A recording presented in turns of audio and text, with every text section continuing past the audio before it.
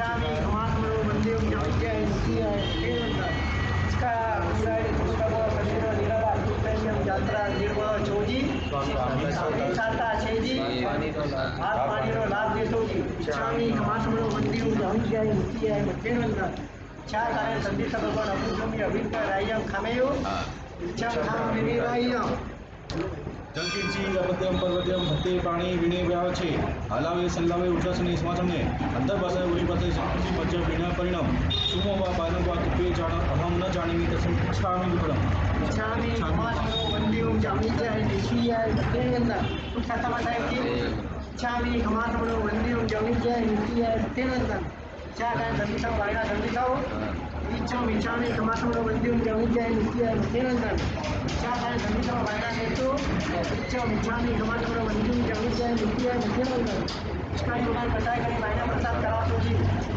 नमो हरिहंताणं नमो सिद्धाणं नमो आयर्याणं नमो बध्यायाणं नमो एक पंच नमो खारो सर्वपापपणासनो मंगलाणं च सर्वे हवै मंगलम् जय जगजीव जोनि वेयानो जगगुरु जगानंदो जगनाहो जगवंदो जय जगप्रियामय जय सुयाण भवो तीर्थयाणं पश्चिमो जय जय उल्लोगानं जय मतपामहानि सच्चिदानंद संपूर्ण वैश्वर्यं वैश्वपावनं शंखेश्वर पुरोक्तमसं पार्श्वनाथं नमामि सर्वाणि स्तवनानि सर्वाणि शास्त्राणि सर्वलब्धिदानानि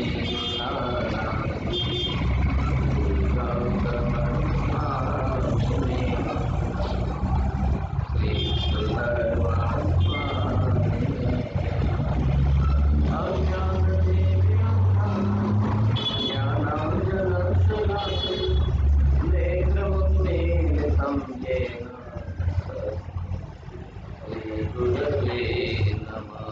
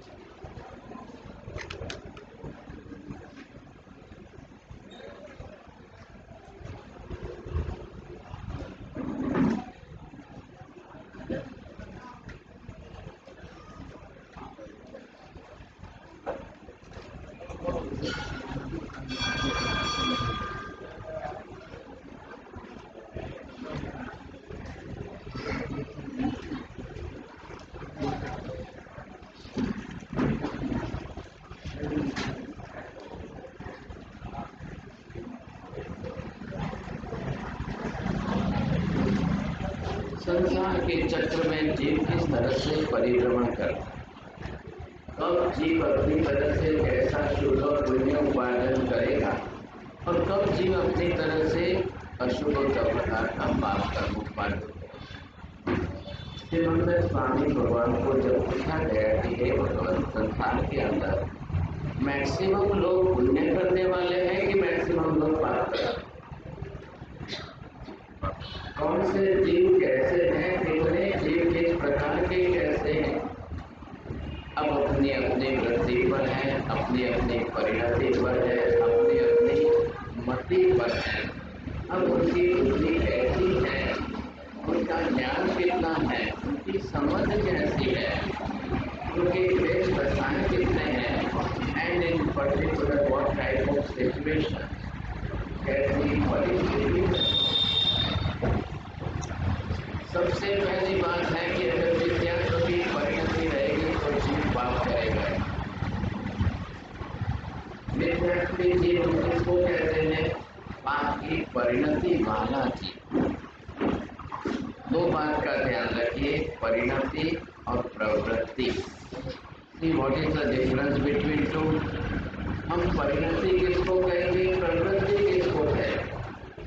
परिणति अंदर मनोवृत्ति में रहती है और प्रवृत्ति बाहर एक्टिविटीज में रहती है। You can change the activity, but it is to change the internal mentality is very difficult.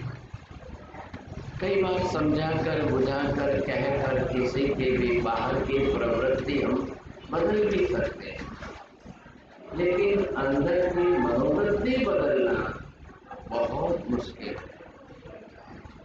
Very difficult होती है। अब ऐसी परिणति बदलना कैसे? जीव की मिथ्यावृत्ति सर्वथा मिथ्यात्व। पहली बात, मिथ्यात्वी जीव किसको कहना, तन्मेवृत्ति जीव किसको कहना? पाप की परिणति, पाप की प्रवृत्ति, पाप करने की रुचि, पाप करने की तीव्र इच्छा, ये जिसके मन में सदा बनी रहती है वो मिथ्यावृत्ति वाला। अब आप समझ गए साहब,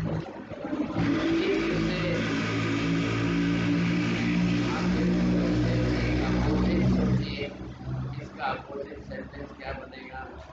पाप की परिणति बिल्कुल नहीं है, पाप की प्रवृत्ति करने की इच्छा नहीं है, पाप करना नहीं चाहता है, लेकिन मजबूर में करना भी पड़े तो भी अंदर दुख जरूर होता है। ऐसे पाप विरोधी, भव विरोधी, कर्म विरोधी सम्यक दृष्टि है। आप कोशिश करिए समझने की। अब ये संसार है, अनंत अनंत जीव है, दोनों ही प्रकार के जीव संसार में, और जन्मजात तो संसार के अंदर सभी जीव पाप परिणति वाले, सभी जीव मिथ्यात्वी। आप प्रबल पुरुषार्थ करेंगे तो शायद किसी को सम्यक दृष्टि बना सके, लेकिन संसार में हर माँ बाप बालक को जन्म देकर, खिला पिलाकर, बड़ा करके, पढ़ा लिखा कर अच्छा जॉब, नौकरी, व्यापार कर ले, पैसा कमा लिया, शादी हो गई, संसार चला गया, बस बस बस बहुत हो गया।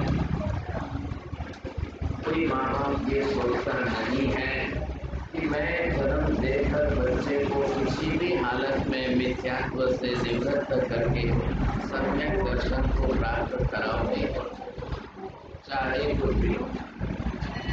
भले बेटी है तो क्या हुआ, ससुराल जाएगी तो वहां जाकर के 10 को बदलेगी। बेटी का तो डबल फायदा ये है, अपना परिवार और सामने दूसरा, दो परिवार को बिल्कुल भविष्य बदल करके उनका जीवन दिशा ही बदल दे, ये फायदा तो बेटी के हाथ नसीब। आप ये मत सोचिए, आप माता पिता बने हैं, आपका कर्तव्य। मेरे घर में जो भी आया है, हमारे यहाँ जिसने आकर जन्म लिया है, तो मैं मेरा कर्तव्य निभाऊं। अब बाकी संसार में तो सभी करने वाले, जन्म देकर बच्चों को खिला पिला कर बड़े करना, ये तो सब करने ही वाले, ये कोई उपकार नहीं कर रहे। आप बच्चों को बड़ा कर रहे तो कोई उपकार नहीं कर रहे हो, आपका कर्तव्य निभा रहे। आपने जन्म दिया है, अब आप खिलाओगे पिलाओगे नहीं, बड़ा नहीं करोगे तो क्या आप पढ़ाओगे? माँ बेचारी अगर गरीबी होगी तो अपने कपड़े दागिने बेच करके भी बच्चे को पढ़ाए, उसका भविष्य बनाएगा। लेकिन ये सारी बात कहाँ तक सीमित रह जाती है? बस उसके सांसारिक व्यवहार तक सीमित। आपने अपने बेटे की आत्मा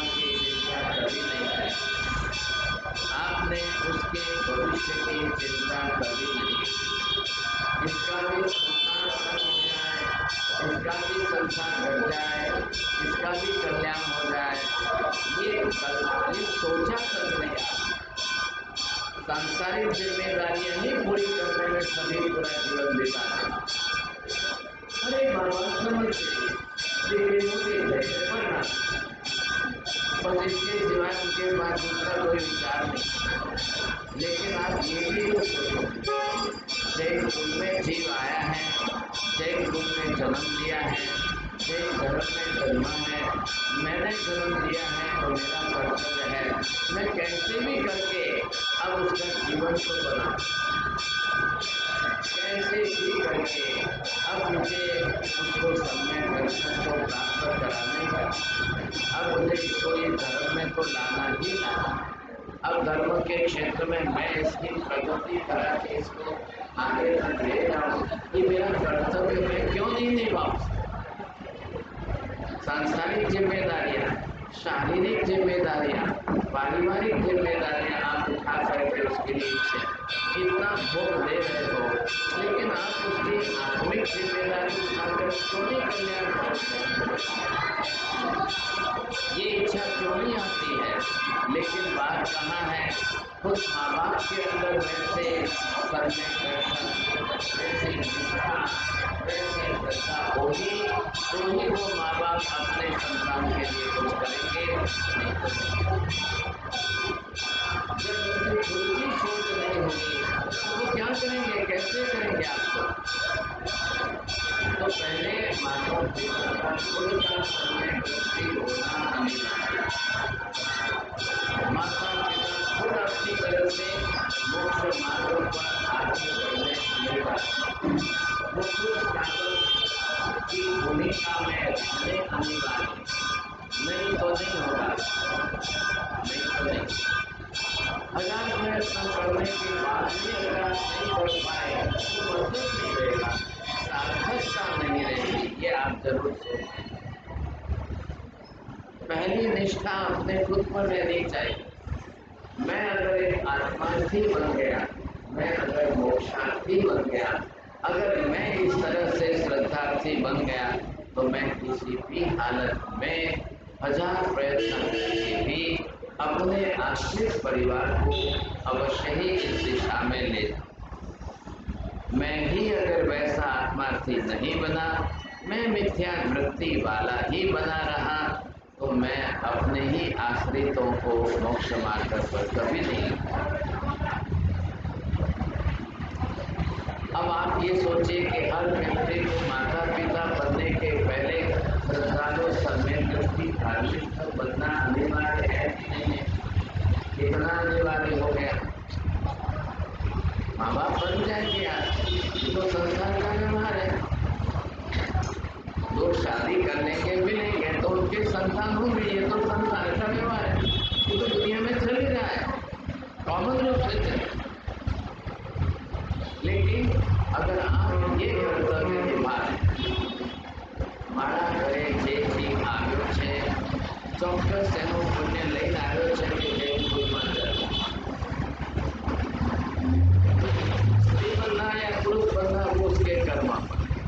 जैन कुल में आकर जन्म लिया है ये उसका प्रबल पुण्य है, इसमें दो राय नहीं, ये उसका प्रबल पुण्य है।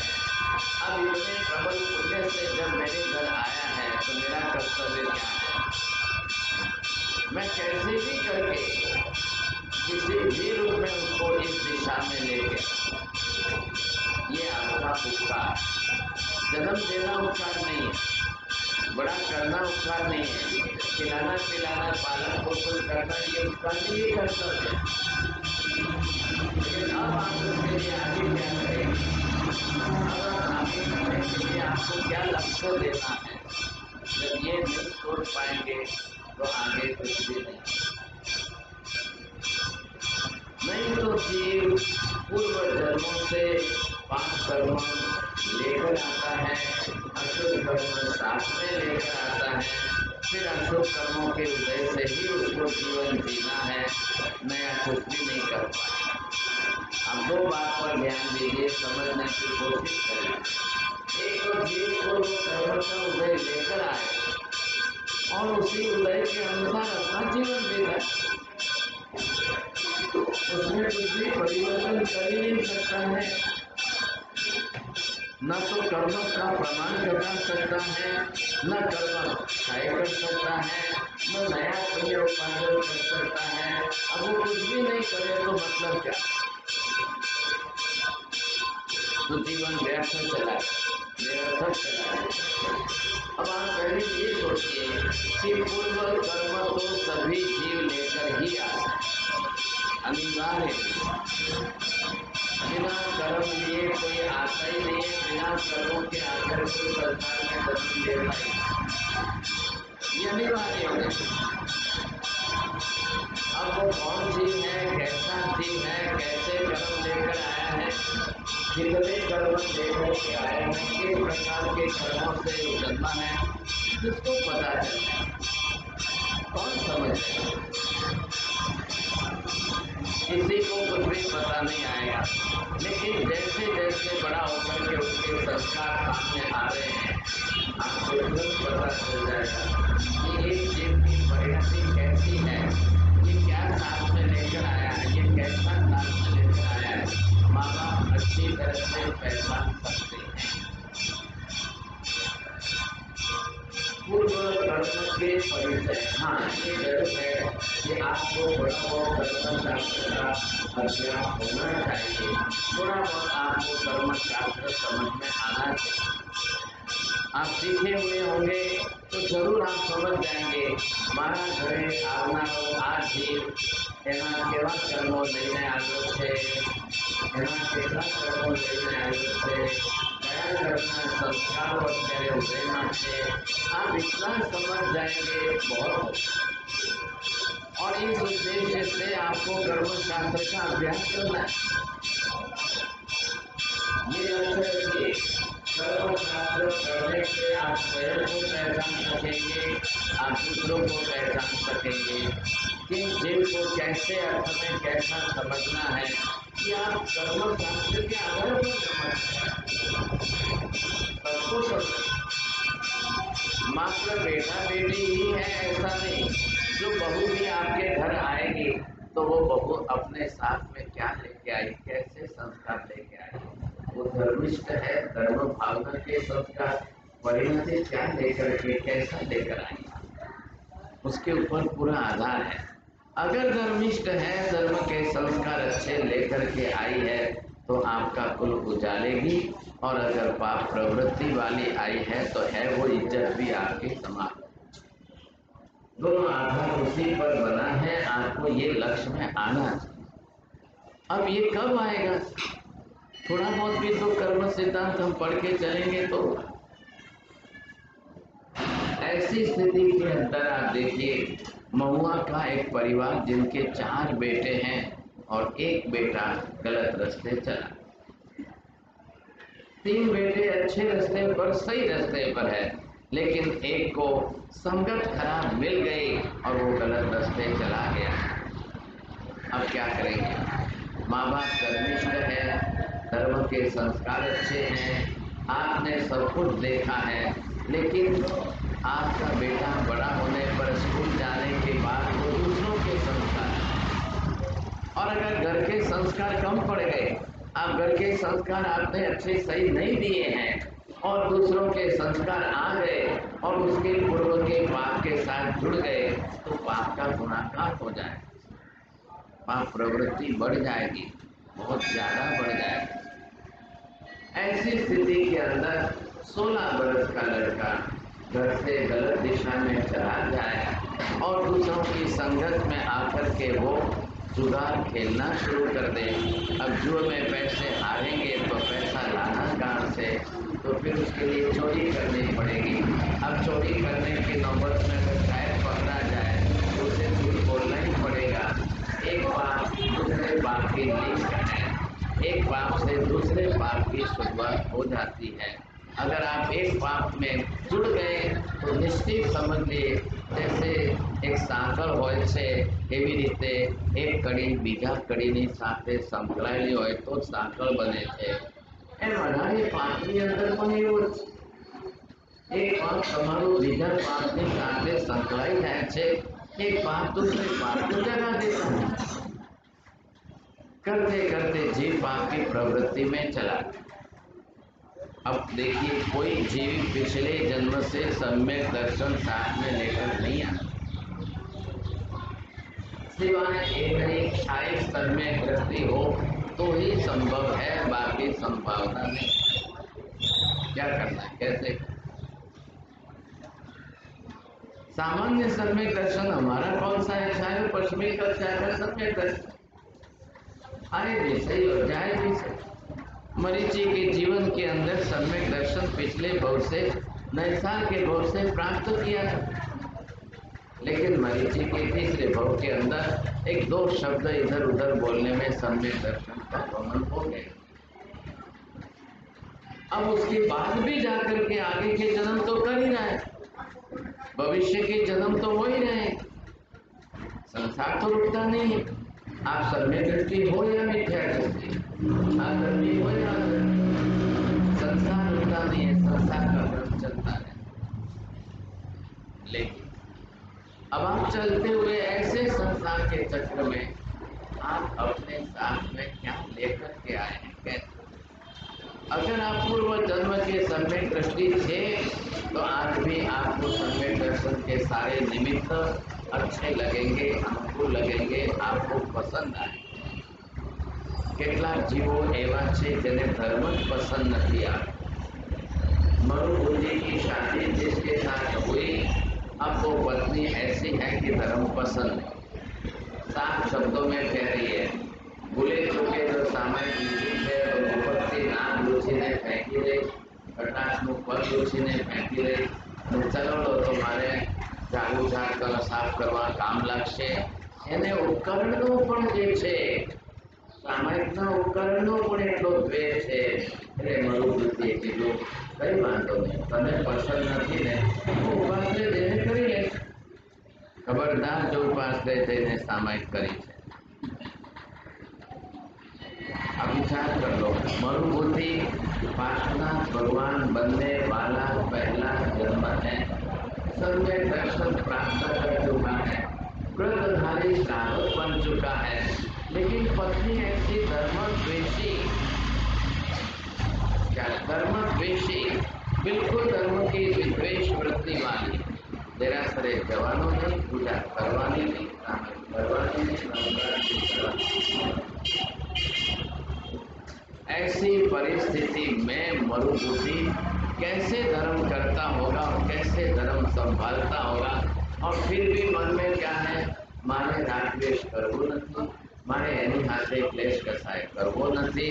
હવે કર્મ સંજોગે જોડાઈ ગયા છે, બંધાઈ ગયા છે અને પતિ પત્ની બની ગયા છે, હવે શું કરી શકે?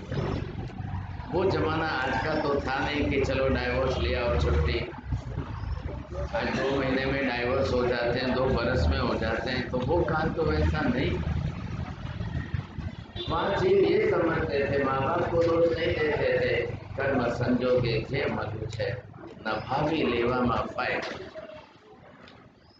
संबंध तो कर्मों पर ही आगे, कर्मानुसार ही संबंध होंगे।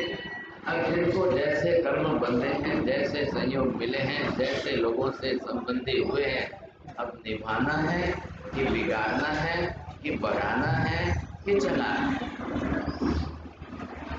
बिगाड़ेंगे तो भविष्य के 10 जन्म बिगड़ेंगे, मात्र आज के बिगड़ना ऐसा नहीं है, भविष्य के कई जन्म बिगड़ जाएंगे।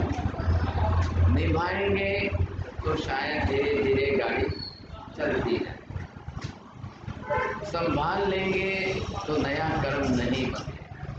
लेकिन आप क्या कर सकते? सबसे ज्यादा खतरा किससे है? भयंकर कसाय वृत्ति वाले जीवों से खतरा है, और ऐसे के साथ जीवन संबंध में जुड़ गया, अब बन गए संबंधी, अब क्या करें? आप जितनी नम्रता रखोगे, आप जितना विनय रखोगे, आप जितनी सरलता रखोगे, आपकी नम्रता को सामने वाला कमजोरी समझकर आपके सिर पर और चढ़ता है।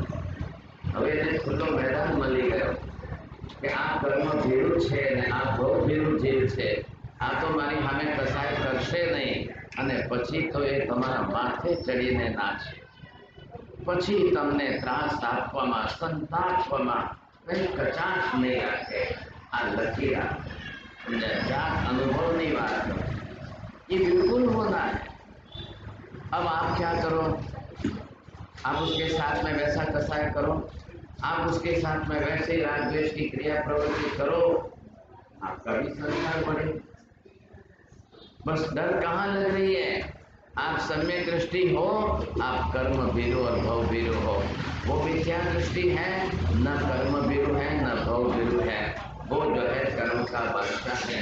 अब उसको मैदान मिल गया खुला, अब वो अपनी तरफ से जो चाहे जैसा चाहे जितना क्लेश कसाय करना हो करे।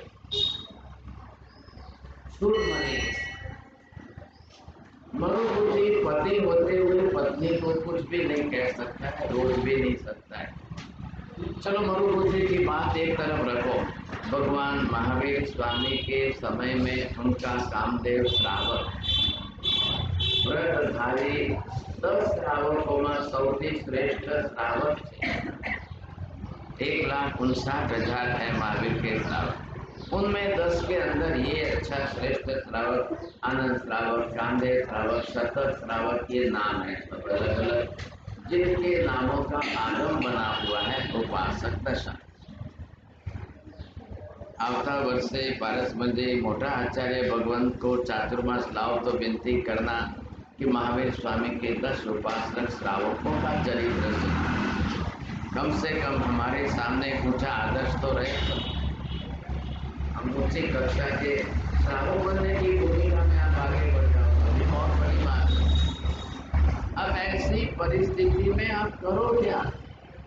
एक को भव संसार कितना ही बढ़े उसका विचार ही नहीं है, चिंता ही, और एक को एक भव भी बढ़ जाए उसकी सतत चिंता है क्या है? लेकिन सहन करके जिंदगी बिता देना, परंतु उसके साथ नया भविष्य, नए भव और मत बढ़ा।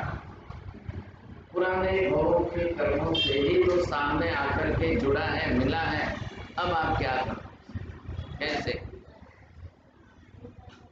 ये परिस्थिति हम यहाँ पर देख रहे हैं, किन कर्मों के कारण जीव कैसे कक्षा में चले जाते हैं। हम जिसकी बात कर रहे हैं, इक्काई राष्ट्रकूट का जीव वो मर करके मृगा पुत्र बना है।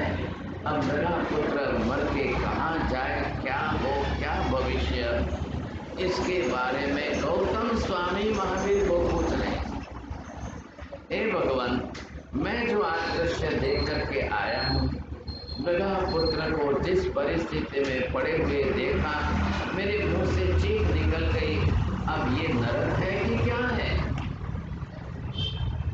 बिल्कुल नरक जैसा हो बहु वर्णन वैसा लगा। नरक जैसा वर्णन क्या है? कोठरी के अंदर पड़ा है, आंखें नहीं है, कान नहीं है, कुछ भी बोल नहीं सकता है, मूंगा बहरा है, हाथ पैर बने नहीं है, बस मांस का पिंड समझ लो। ऐसे स्थिति में जीवन जी रहा है। ये भगवान क्या हो, क्या कर रहा है? पिछले भव के कर्म जो उदय में आए हैं भुगत रहा। अब उसमें पिछले भव के कर्मों में से कुछ भी घटा सकता है, कुछ भी क्षय कर सकता है, कुछ भी क्या कर सकता है, कुछ भी उसके पास करने के लिए बचा ही नहीं है साहब। पहला तो शरीर ही आपको धर्म करने के अनुकूल न मिले, शरीर ही आपका कर्म क्षय करने में सहयोगी न बन सके, समझ लो इससे बड़ा पाप का उदय और क्या हो सकता। आप शरीर से हैंडीकैप हो गए, विकलांगता मिलना पहले तो सबसे बड़ी समस्या है यहाँ। और जिसको श्रवण ही ना कर सके, सुन ही ना सके, तो समझ लो मूंगापन, बहरापन, अंधापन, पांचों इंद्रियों के कोई भी कर्म वो भारी ज्ञानावनी दर्शनावनी कर्म हो तो ही पांचों इंद्रियों की क्षति होती है, नहीं तो नहीं। दूसरे कर्म अलग है, हाथ पैर दुखना अलग है, सिर दुखना, कमर दुखना अलग चीज है। लेकिन पहले इंद्रियों की क्षति हो जाए तो समझ लो ये प्रमाण है, प्रत्यक्ष प्रमाण कि भारी ज्ञानावरणीय और भारी दर्शनावरणीय कर्म का उदय हो तो इंद्रियों की क्षति होती। और जिसकी इंद्रियां सर्वांग पांचों परिपूर्ण है, समझ लो कि मेरा ज्ञानावरणीय दर्शनावरणीय कर्म इतना भारी नहीं।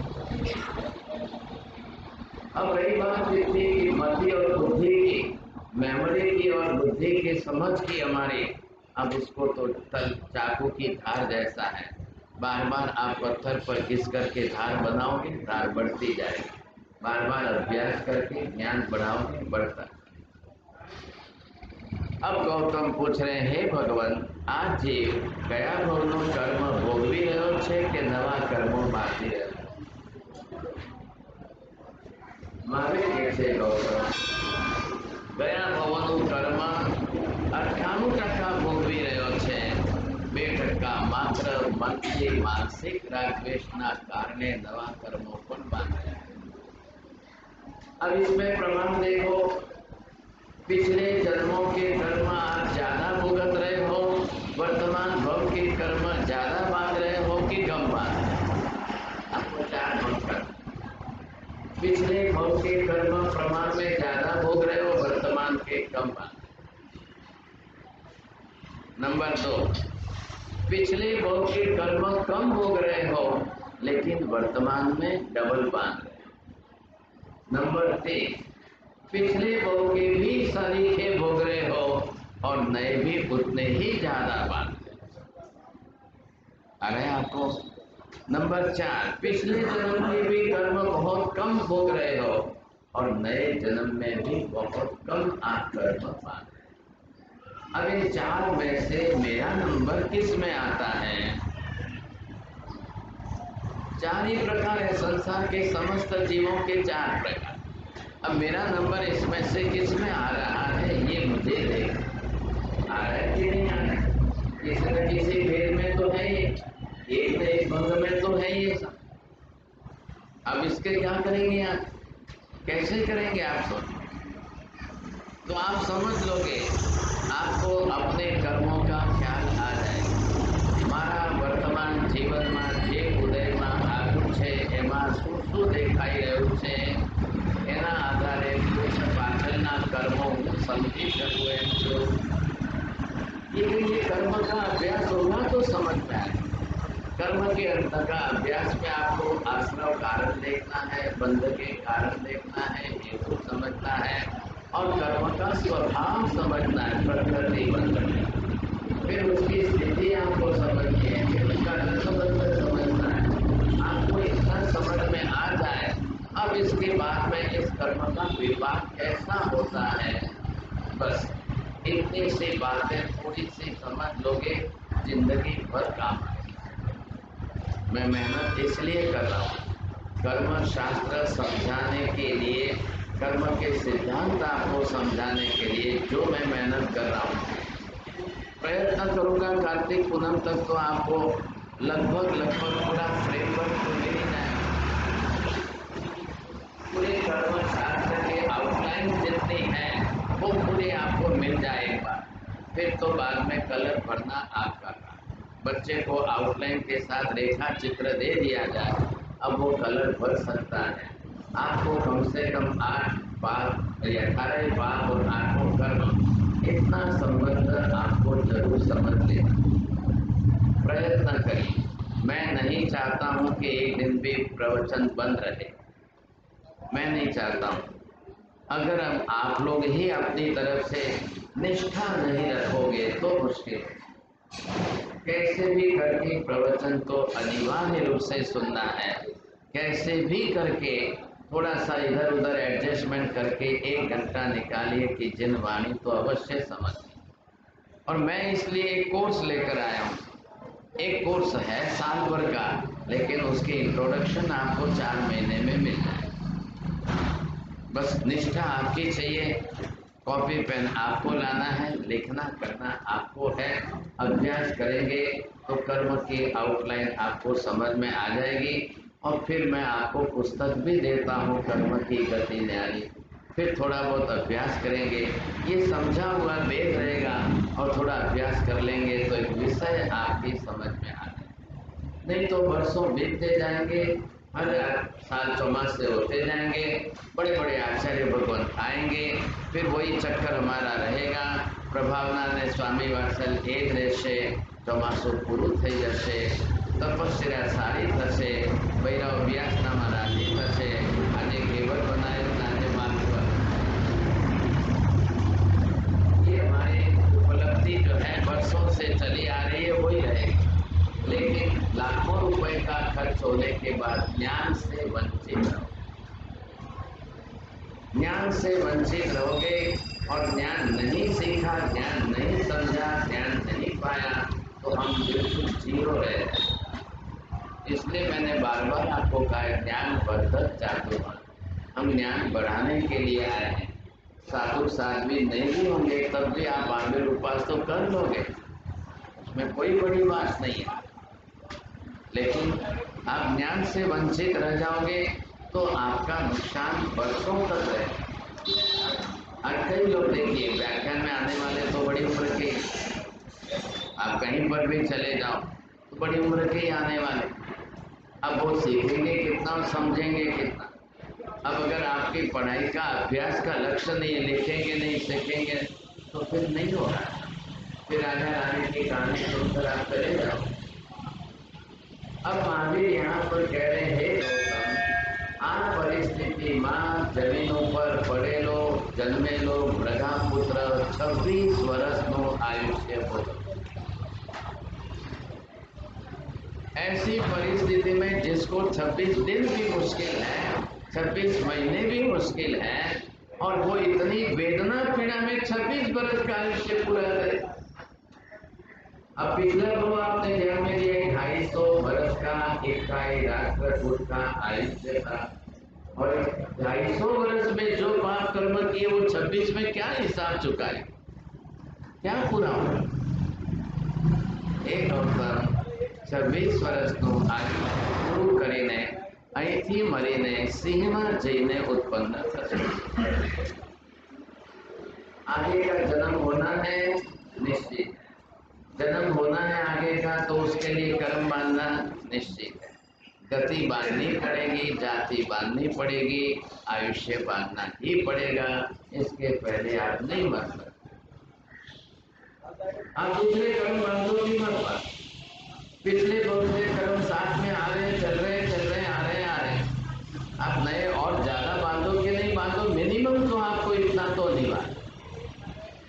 आयुष्य बांधे बिना तो मरोगे, गति बांधे बिना तो मरोगे, जाति बांधे बिना तो जाओगे तो कहाँ जाओगे, उत्पन्न कहाँ होगे, नया जन्म लेंगे कहाँ,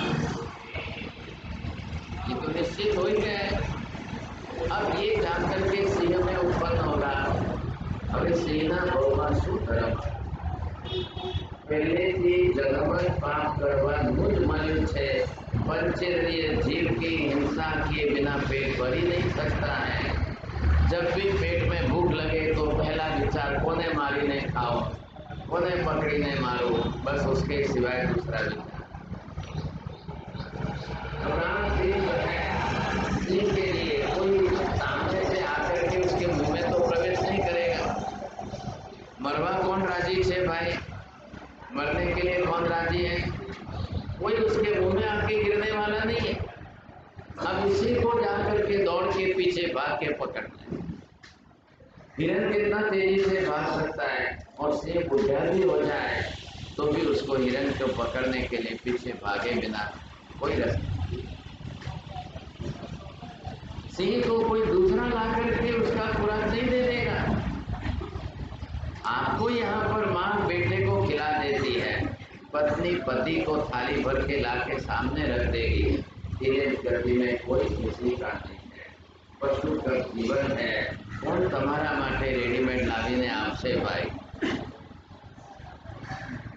सिंह के बच्चे हो गए, अब 2-4 बच्चे 4 महीने जो है माँ का दूध पी लेंगे, खेल लेंगे, बाद में जाओ तुम भी तुम्हारी तरफ से पकड़ के खाओ किसी को। अब जन्म जात पूर्व जन्म के संस्कार है, એ કર્મ જેવા લઈને આવ્યા છે, એના સિવાય એને બીજો વિકલ્પ જ નથી। ऐसा भाव मिले तो समझ लेना कर्म करने का ही जन्म मिला है, कर्म नए बांधने का ही भाव मिला है। अब सिंह मर के कहाँ जाएगा अक्षय? अब यहाँ पर चीजें बिगड़ती है। यहाँ से वो पहली नरक में जा करके अब वहाँ के साधु और सब संसार का दुख हो। તમને શું લાગ્યું અહીંયા? મૃગાપુત્ર સીધો નરકમાં કેમ નહીં ગયો? अब મૃગાપુત્રના ભવમાં નરકમાં જાય એવું પાપ બીજું કરી શકે એમ નથી। પાપ કરવા માટે પણ એવા પ્રકારનું શરીર જોઈએ છે, કર્મ કરવા માટે પણ શરીર સારું। अब तो आपको पूर्व कर्म के उदय से जीवन वैसा भुगतना है। अब आप कर्म को कैसे करेंगे? अब सिंह के भोग में गया है, अब बरोबर हिंसा करेगा। अब रोज पंचेंद्रिय जीव को मारे, रोज एक नए पंचेंद्रिय जीव। अब एक से चल जाता है तो ठीक है, तो दो मारे। વર્ષના 360 દિવસ એના માટે પણ સરકાર છે, કાલનું ગણિત કંઈ બદલાવાનું નથી। રોજના એક જીવને મારે તો એક વર્ષના 360 થયા। એક પંચેન્દ્રિય જીવની હિંસા નરક ગતિ બંધાવે તો વર્ષના 360 પંચેન્દ્રિય જીવોની હિંસાથી કઈ નરક કેટલી મોટી બંધાય? હવે એ સિંહનું 10 વર્ષનું આયુષ્ય હોય તો 3600 દિવસ થઈ ગયા બાદશાહી। રોજનો એક જીવ ગણો તો 3600 જીવ થયા। પંચેન્દ્રિય સિવાય બીજા કોઈથી એનું પેટ ભરાય એમ નથી। પંચેન્દ્રિયથી નીચે ઉતરો એટલે ચૌરેન્દ્રિયમાં તો માખી મચ્છર, માખી મચ્છરને શું ખાઈને એનું પેટ ભરાવાનું? ચૌરેન્દ્રથી નીચે ઉતરો એટલે તેન્દ્રિયમાં કીડી મકોડાથી શું એનું પેટ ભરાવાનું? તેન્દ્રિયથી નીચે ઉતરો એટલે બેન્દ્રિયમાં કરમિયા વગેરે અલસ્યા વગેરે તે શું એનું પેટ ભરાવાનું? શક્ય। એટલે પંચેન્દ્રિય જીવોની હિંસા એના સિવાય એનું પેટ ભરાય એમ નથી। અને પંચેન્દ્રિયની હિંસા नरक सिवाय बीजो कोई कर्म बांधे। आप फिक्स समझ लो, ये फिक्स नियम जो है वो आप समझ लो। अब आप अपने जीवन का विचार कर लो, क्या अपना जीवन में पंचेंद्रिय जीवनी हिंसा तो नहीं आवती? डायरेक्टली वा इनडायरेक्टली कोई अपने पंचेंद्रिय जीवनी हिंसाना भागीदार तो नहीं बनता भाई। अपना एक बिस्किटनी अंदर ईंडा आवता होय, माछला आवता होय ने डुक्कરની ચરબી આવતી હોય તો એવા બિસ્કિટનો પહેલેથી જ પછાણ કરવામાં સમજદાર। एक ચોકલેટમાં જો કદાચ જે છે માછલાના ઈંડા આવતા હોય તો વહેલી તકે પછાણ કરવા। એક કોલગેટમાં કતલખાનાના પંચેન્દ્રિય જીવોના હાડકાનો પાવડર આવતું હોય તો ખાડામાં ગયું કોલગેટ आपने ठीक करो। आप चेक करने जाओ, वहाँ हड्डियों के पाउडर का सप्लीमेंट मिले और आप सोचो कि मेरी बॉडी बनती है। अरे भाई साहब, ऐसी बॉडी क्या काम? कोई जिम वाला मास्कमन नहीं करता ने कोई जिम वाला खाई नहीं करता। जे बहनों मास्कमन करे छे कोई जिम में जता नहीं ने जिम में जाए छे कोई मास्कमन करता। एक वस्तु को विचार करी लो, एक ब्रेड पर जैसे पंचेंद्रिय जीवनी हिंसाथी बनतुं होय, एमां ईंडा आवता होय तो आपने घरे हाथे सादी रोटली करीने खाई लेवामां समझदार। पहला निर्णय करो, नरक से बचने के लिए पहला निर्णय है पंचेंद्रिय जीव की हिंसा से बचना। अब सामने से खुद करो या दूसरे की हुई हिंसा में भागीदार बनो, या आप किसी भी निमित्त से आओ, या पेट के खाने के लिए हो या व्यापार व्यवसाय के धंधे। जो नरक माथी बचવું હોય, नरकથી બચવું હોય તો पंचेंद्रिय जीवनी हिंसाથી બચવું પહેલી સૌથી पहली अनिवार्य। अब हम जैन हैं तो डायरेक्टली तो नहीं करेंगे पंचेंद्रिय जीवों की हिंसा, लेकिन आज खाने पीने के पदार्थों में पैकेट फूड आ गए। अब कौन बनाता है, कहाँ बनाता है, कैसे बनाता है, क्या डालता है, कोई भी। अब गया सब 50 साल पहले, 100 साल पहले ये था કોના હાથનું ખવાય, કોઈ અંતરાય વાલીના હાથનું ખવાશે તોય બુद्धि भ्रष्ट થશે। इतना विवेक रखने वाले बाहर किसी के हाथ का नहीं खाते थे। घर में हमारे यहाँ चौका पद्धति थी, कोई टच नहीं कर सकता था। इतनी शुद्धता पवित्रता हमने घर में अन्न को, आहार को पवित्रता दी।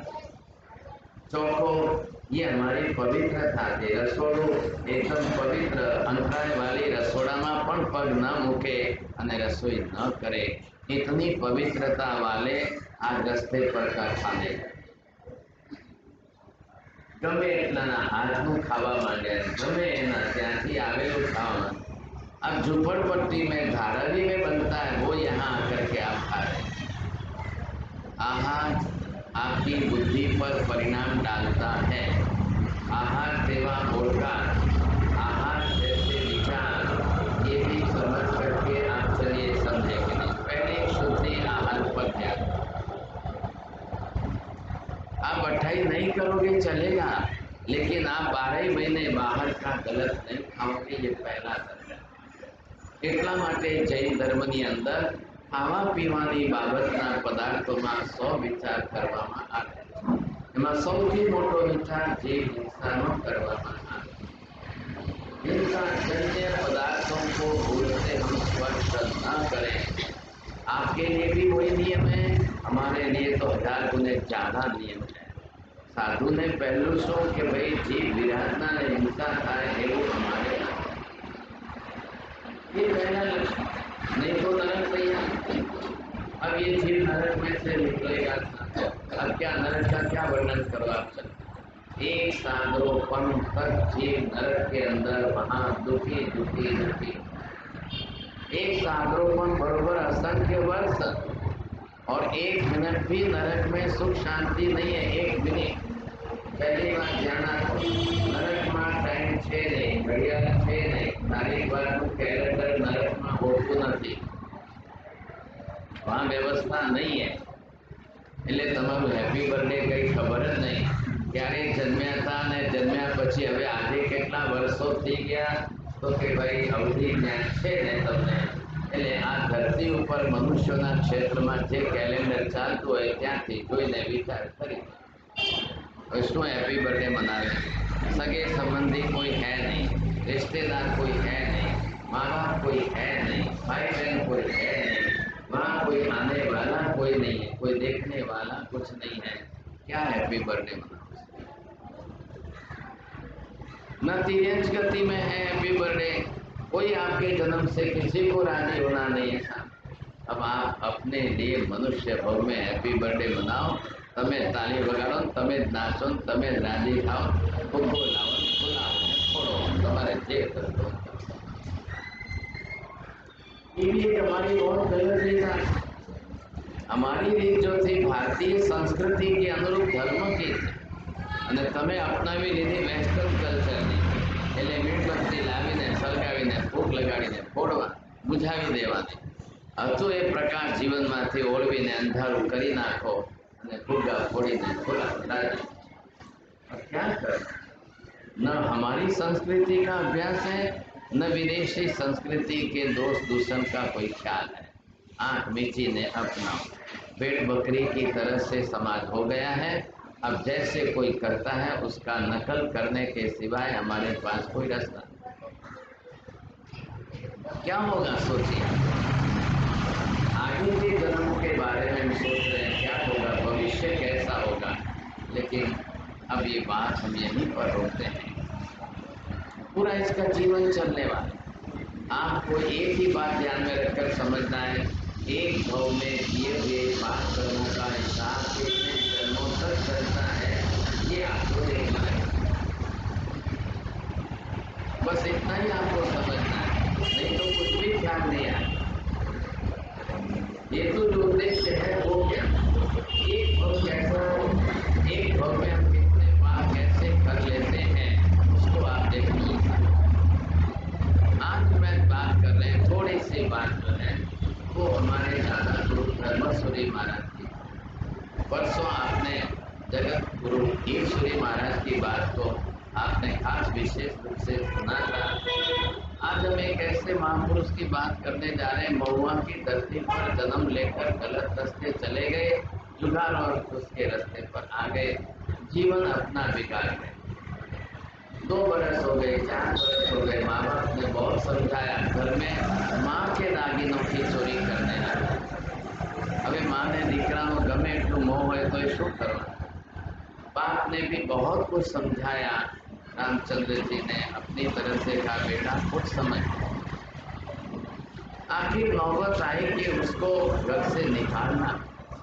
आप सोच लो कब ऐसा निर्णय लेंगे माँ बाप।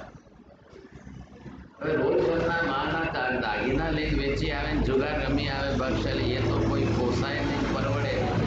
हर माँ बाप चाहते हैं कि बेटा कमा करके लाए। कोई नहीं चाहता है कि बेटा घर में से चोरी करके जाकर जुगाड़ खेले। कौन चाहता है?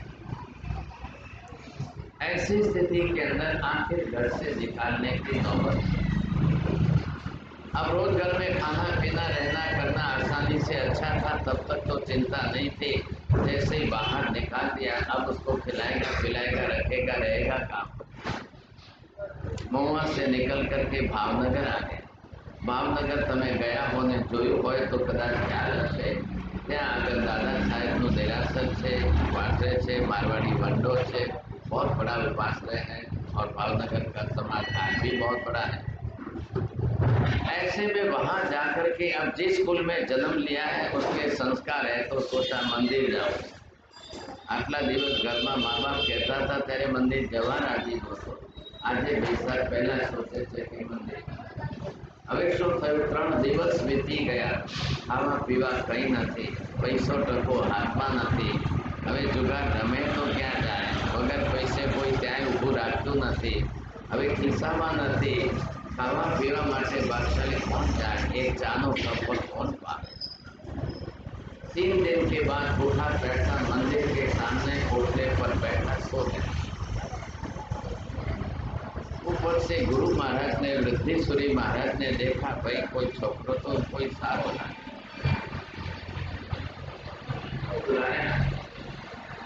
आज पहली बार गुरु के दर्शन हुए, पहली बार उपासना में आकर गुरु महाराज को मिला।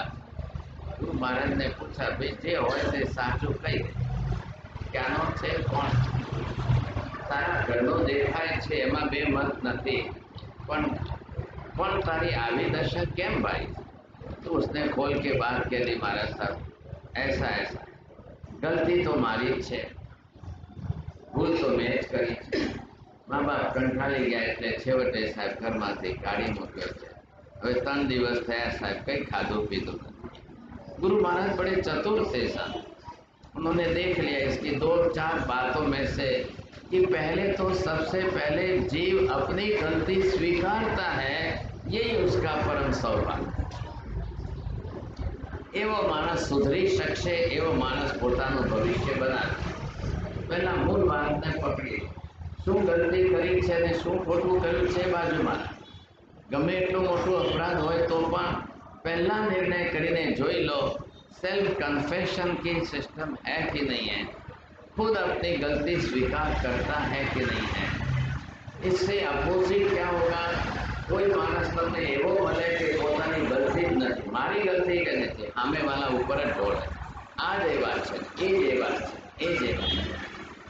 आप समझ लेना, ऐसे जीवों की कोई पात्रता नहीं, भूलिए। એવા જીવો પાત્ર નથી હોતા, ભારે કર્મી હોય છે, જે એમનું ભવિષ્ય સુધારવા માટે કોઈ ચાન્સ નથી। આ નિયમ છે, નીતિકારોનો નિયમ છે। એટલે ગુરુ મહારાજે એને તરત જ ઉપાશ્રયમાં લાવ્યો। ભાઈ પહેલા હવે એના પેટમાં કંઈ પડે એવી વ્યવસ્થા કરો। એક ભાગ્યશાળીને કહીને ખવડાવી પીવડાવીને સાધર્મિક ભક્તિ કરાવીને પછી શાંતિથી ઉપાશ્રયમાં બોલાવીને બેસાડે। બોલ ભાઈ, હવે તારે શું કરવું છે? હજી તારે આ ચાલુ રાખવું છે? નહીં નહીં महाराज, 3 જ દિવસમાં દિવસે તારા દેખાઈ ગયા છે, હવે કંઈ મારે ચાલુ નથી। दूसरा, उसके भविष्य का दूसरा चरण देखिए। पहला नंबर क्या है? एवं हम आलवीय निंदीय करणीय दिवसीय के स्टेप 4 स्टेप। बस उसने अपनी गलती स्वीकार कर ली, और दूसरे नंबर पर मारे हवे फरीથી બીજી વાર આ ભૂલ કરવી નથી. સમજી લો આ માણસ સુધરી ગયો, એ માણસનું ભવિષ્ય બની, એ ભવિષ્યનો મહાન હોય એવા લક્ષણ એના શબ્દોમાં દેખાય.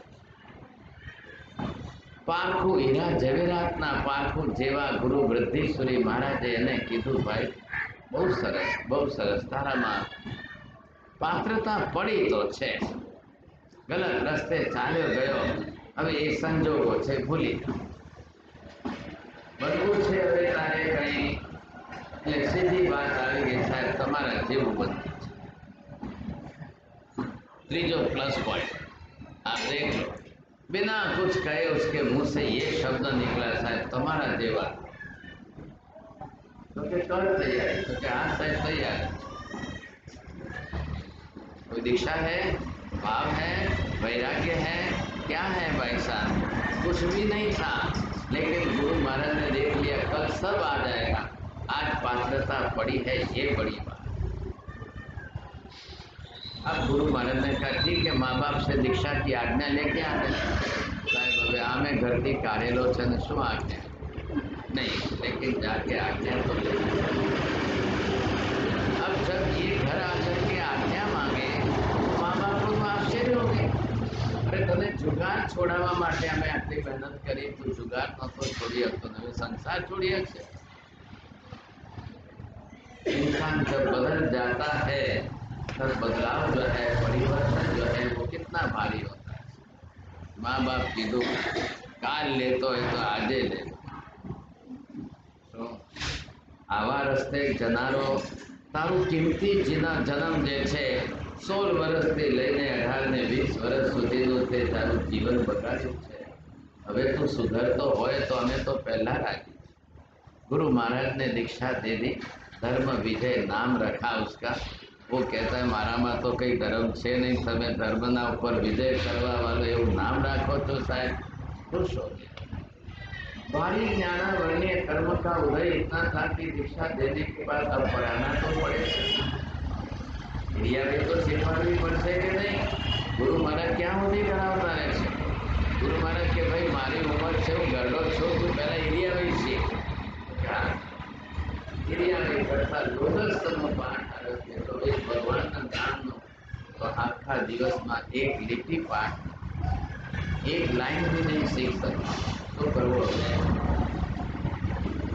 अब गुरु महाराज को चिंता हुई कि दीक्षा तो आप ही दे दी, लई तो लीधी है, હવે જો एक लोगस नहीं चढ़े तो आगे शू करशो. दीक्षा अनपढ़ लोगों के लिए नहीं है, ये भगवान का वेश जो है ज्ञानोपार्जन के लिए है, खा पीकर मजा करने वालों के लिए जीवन नहीं है. नहीं तो अहियाँ तो लादियों भराईने એટલા દીક્ષાર્થી આવી જશે. કા થોડું ઘણું પણ જો કંઈ કષ્ટ જેવું વિહાર અને લોચ બે જેવી વસ્તુ નહીં હોય તો કાલે લાદીઓ ભરાઈ જાય એટલા જે છે બધા આવી જાય. કોઈ જ્ઞાન ધ્યાન ને અભ્યાસ સ્વાધ્યાય કંઈ ન કરવો હોય તો કાલે હજારોની સંખ્યામાં તૈયાર થાય. ઘણાને ખાવા નથી મળતું છતાંય દીક્ષા લઈ શકે એમ. અને જો દીક્ષા લઈને બાદશાહી કરી लीला लहर करवानी से, खाओ पियो मजा करो बस चले. ऐसी मानसिकता अपनाई तो 1000 भाव बढ़ जाए, फिर वो दीक्षा काम नहीं है, फिर तो 1000 भाव बढ़ा. ऐसा भी नहीं करना है. એટલે ગુરુ મહારાજે કીધું ભાઈ मेहनत का तो दूसरा विकल्प नहीं. पुण्य से क्या मिलता है, लेकिन पुरुषार्थ से आप क्या प्राप्त कर. तने दीक्षा पुण्ययोग थी मળી गई, હવે તારો પુરુષાર્થ. અંદર દુઃખ છે, તને નથી ભણી શકાતું એનું દુઃખ છે. બીજો દિવસ થયો, ગુરુ મહારાજ કીધું ભાઈ લોગસ્તની ગાથા પાઠ કરી કે નહીં થઈ છે, અને ન થતી હોય તો ચોટલી જે છે બીજની ખીટી બાંધીને ચોપડી જે છે ખીટી ઉપર લટકાવી દે, ખેલ ખતમ. गुरु महाराज इधर गए, उसने तो एक रस्सी ली और पुस्तक बांध करके लटका. पति હવે શું गुरु महाराज कीधुं છે કે હવે કઈ નહીં ભણે તો नहीं. 1 घंटे बाद गुरु महाराज ने आकर देखा तो चौपड़ी ऊपर बांधे थे, खीटिए लटके. क्या किया इसने? गुरु महाराज को एक बात का प्लस पॉइंट मिला कि आज्ञा तो पाले। જેવું કીધું એટલું તો કરી દીધું એમ। आज्ञाकारी बना बहुत महत्व की बात। आज आपके घर संसार में सबसे बड़ी समस्या कोई है तो आज्ञा पालन। बेटा बाप की आज्ञा पालने को तैयार नहीं, बेटी माँ की आज्ञा पालने को तैयार नहीं, बहू सासू की आज्ञा पालने को तैयार नहीं। ऐसा घर बहुत जल्दी नष्ट हो जाता है, ऐसा घराना नष्ट हो जाता है।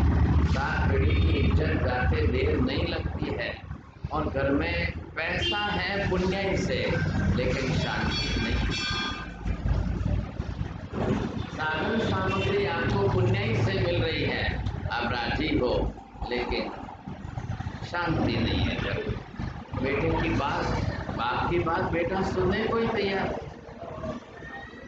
बख्शाली जी सांभळवा तैयार નથી, જે તમારું ગણકારવા તૈયાર નથી, જે તમને ગાંઠવા ગુજરાતી ભાષા, જે તમને ગાંઠવા તૈયાર નથી, એ તમારી આજ્ઞા પાળશે?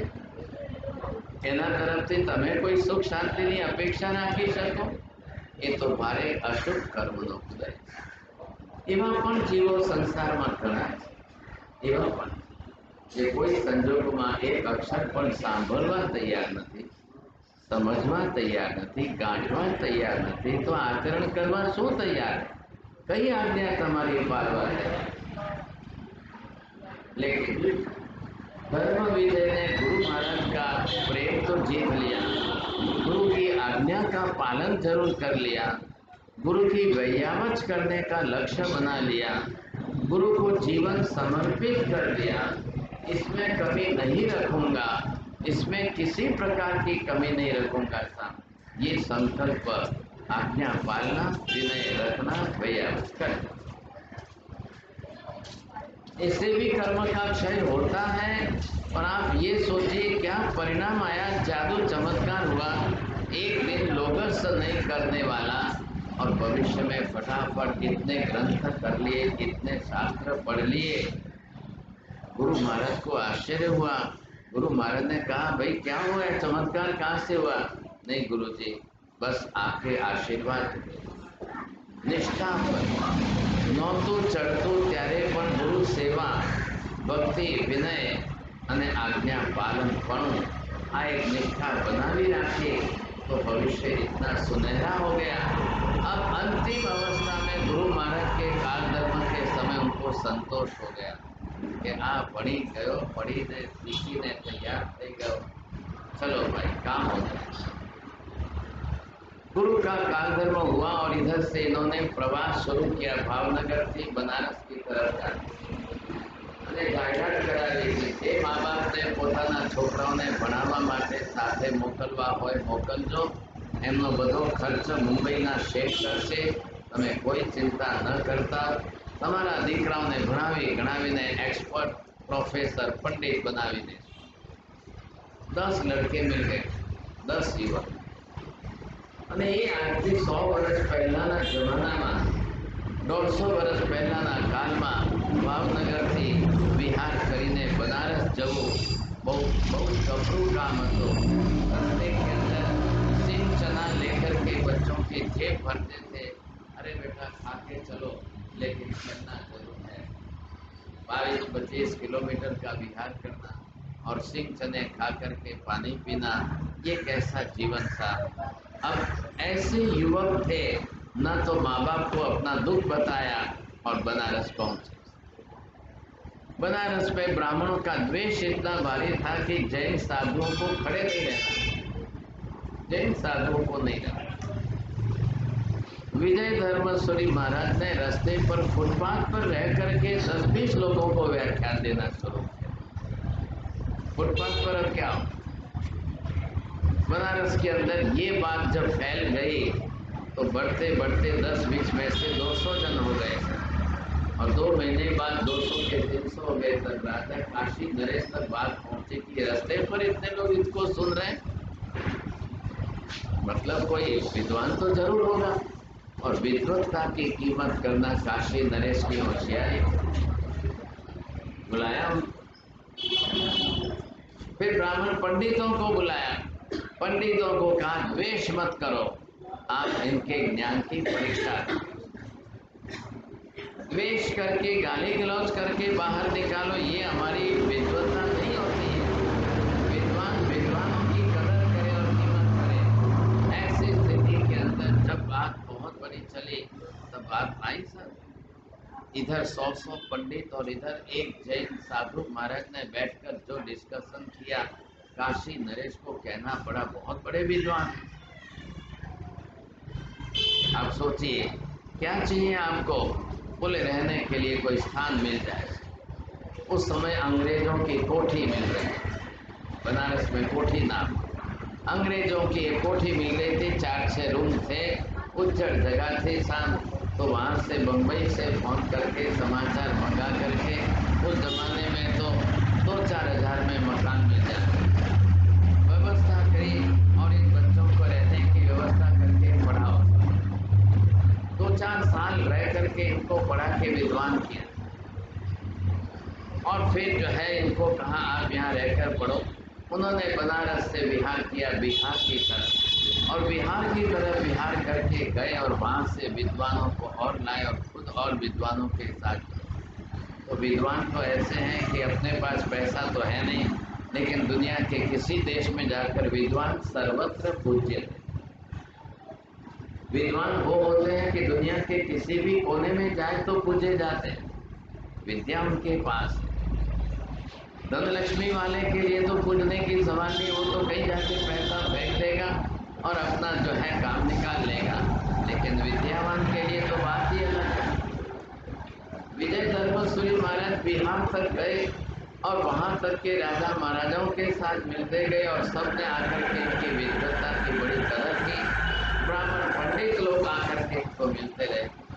आप सोचिए वहाँ से कलकत्ता आए, कलकत्ता में चातुर्मास किया, कलकत्ता से शिखर भी आए, वहाँ की यात्रा की, फिर कलकत्ता में दीक्षाएं हुई, फिर वहाँ से गुजरात की तरफ आए। 10 साल के बाद जब गुजरात आए तब लोगों को लगा कि हमारे 10 विद्यार्थियों को बड़े पंडित बना दिए। ये जमाना में आवे थे विद्वान थईने पंडित थवो बहू अघरू काम हतुं, लेकिन उस जमाने में किया। अब इनकी विद्वता की सुवास देश विदेश तक फैल गई, विदेशों से लोग पढ़ने आने लगे।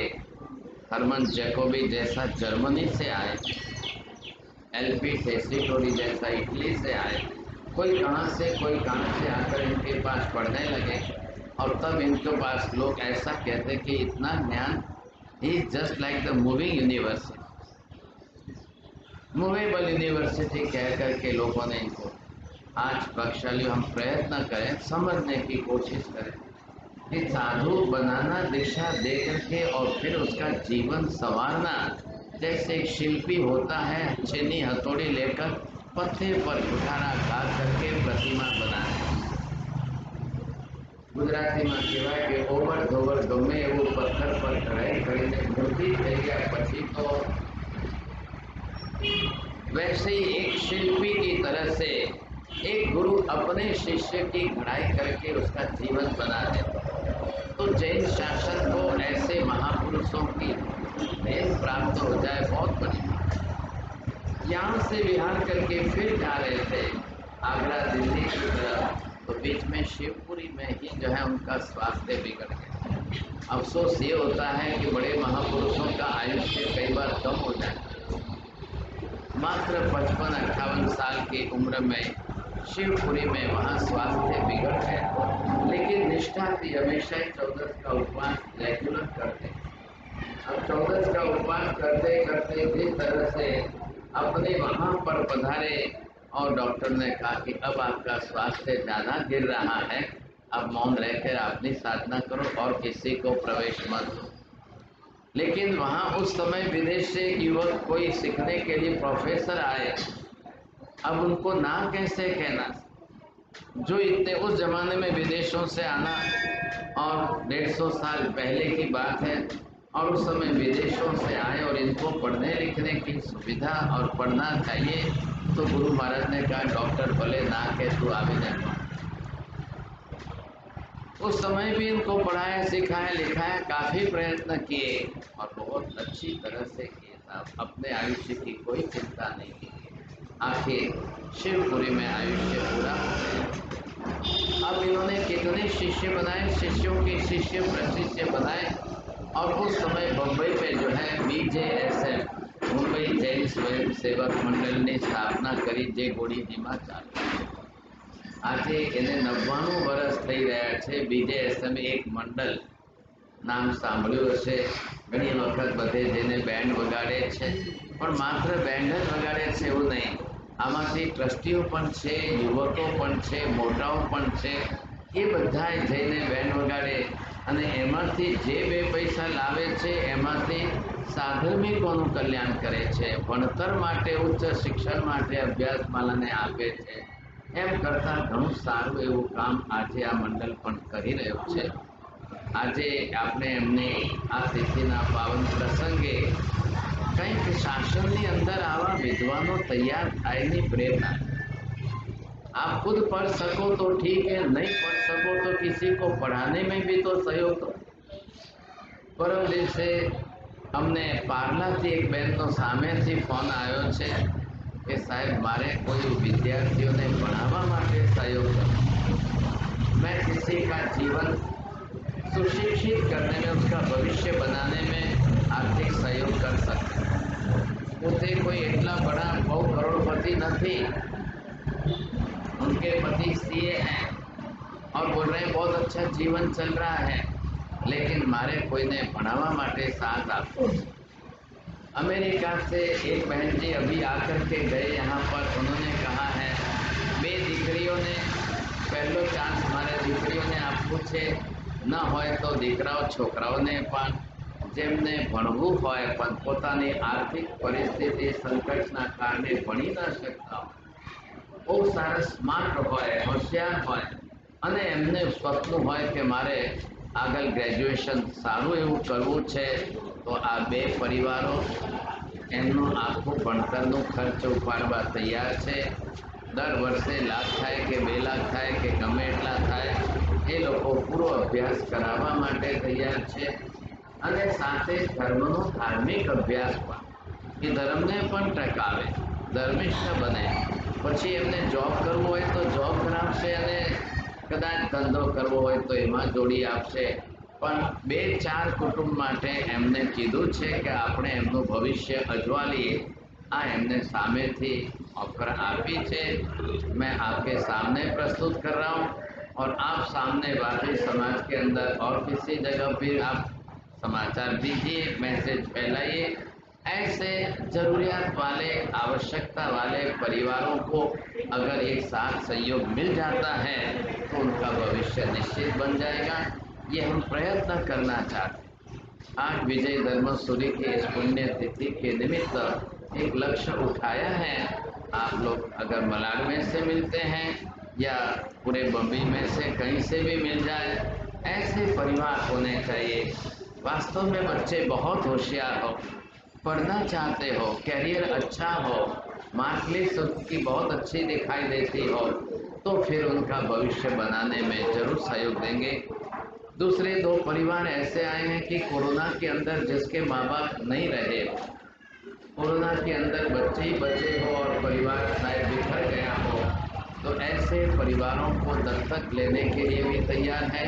किसी बच्चों को दत्तक लेना हो तो भी तैयार हैं। आपको परिचय में हो, किसी को ख्याल में हो, तो ज़रूर आप समाचार देना ताकि उनके लिए सहयोग कुछ किया जा सके। कल से व्याख्यान तो रखना ही है रेगुलर, नियमित रूप से आप समयसर पधारिए। और जिन लोगों ने जीव दया का पुण्य उपार्जन करके गाय लिखाई हो तो आप यहाँ पधारिए, आपका घी के द्वारा बहुमान भी किया जाए। नहीं लिखाई हो तो जरूर अपनी तरफ से सहयोग प्रदान कीजिए। 1-2 गाय लिखाने में, छुड़ाने में भी आप अपनी लक्ष्मी का सदुपयोग कर सकते हो। અને જેમને લખાવી હોય ને નવા આવ્યા હોય તો પધારો, અહીંયા બહુમાન કરે તમારું, તમને જે છે ઘી અર્પણ કરે છે। कोई व्याख्या नहीं पता।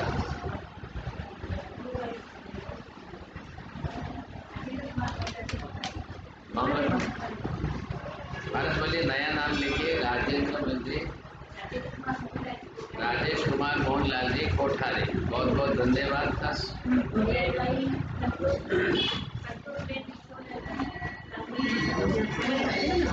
संतोषबेन किशोरलाल जी संघवी, पारसमल जी आप नया नाम लिखो, 2 नया नाम लिखना।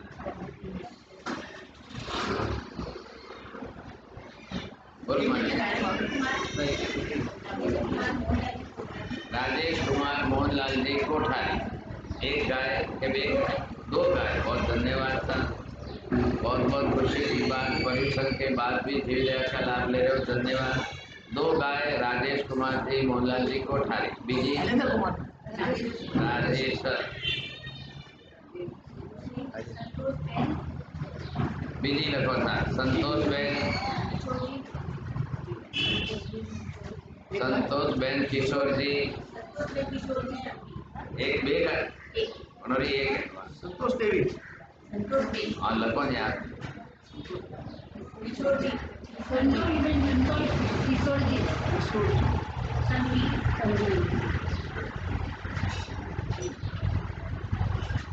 पारस मंदिर ने पैसा भरे ने आप रसीद भी ले जाओ और अगर कि आप घी प्राप्त करवा पधार जो था।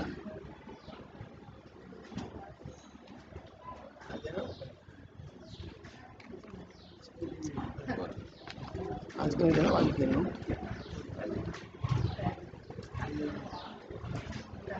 बॉडी के वालों ने बॉडी के वालों ने आया तो हमें वो दे पाने आप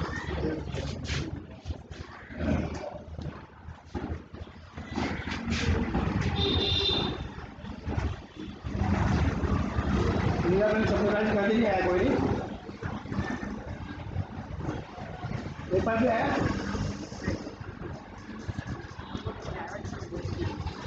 इसका तो नहीं सपोर्ट नहीं रखा और कोई आया ठीक है। आप और आप आपने अड़ोस पड़ोस में पहचान वाले ने कही हमने समाचार में भेजो आपने जैसे जैसे गाय लिखाई है उन्होंने बहुमन वहला तो आप लोग व्याख्यान में सुबह पधारो अरे पब्लिक आए मैंने प्रभाव बहुमान भाई को मैं नाम तो है खूब लगभग बहुत को नाम है कौन आया है कौन नहीं आया कहीं नहीं पड़े जैसे आपने तो चलो भाई दिए बना भाई बाकी तो बाकी है तमाम बाकी सोनलबेन नाम बाकी है सोनलबेन एक से एक गाय लखाવી છે તો આવો તમે બહુમાન કરી દે એવું છે સોનલ બેન્દ્રે કાકા 2 લખે, એક એમનો નામ લખો, એક એમના શ્રાવકનું નામ, એક લખી છે એટલે એમના શ્રાવકની જુદી લખો એમ. એમ સાવ બહુમાનમાં એ કેટલા પણ પછી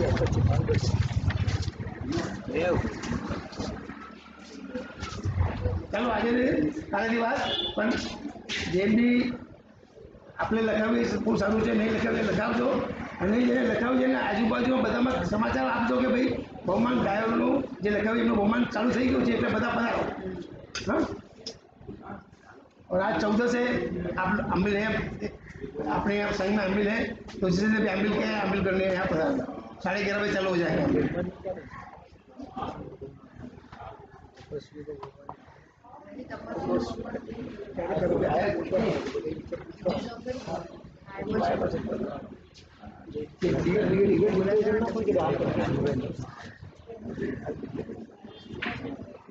रविवार की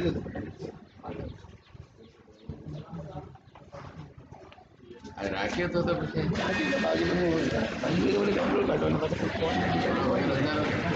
फोन नहीं कोई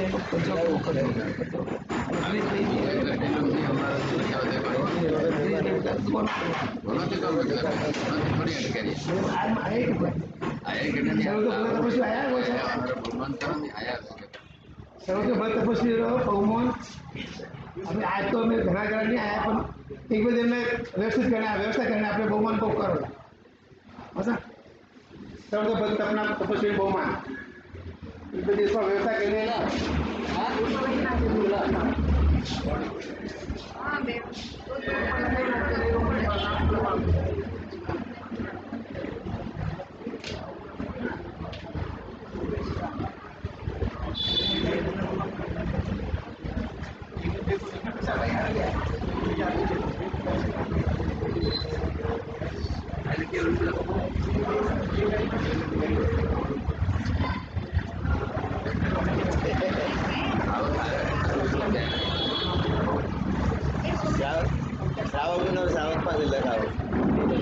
લખાયું કે આવે છે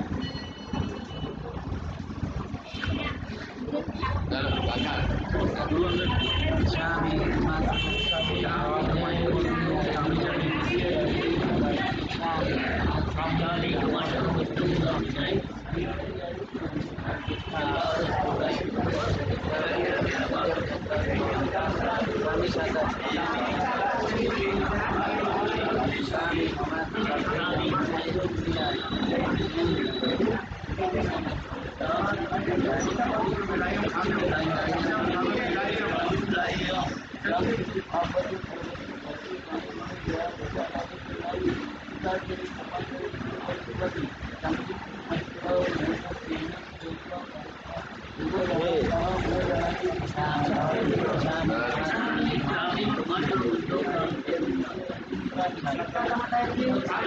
કાકા ઉપવાસ મારા સૂર્યને અભદ્ર બસકાય દેવીયમ પ્યારમ ચોમ્યારમ સંસારમ બાળિદમ સવસ્વજનમ માનહાર પૂર્તિ સાર પૂર્તિ સૂર્યમ સારમ સવસ્વજનમ પાનસ લેણું છે બહુ લેણું આ સસે ધનવાસ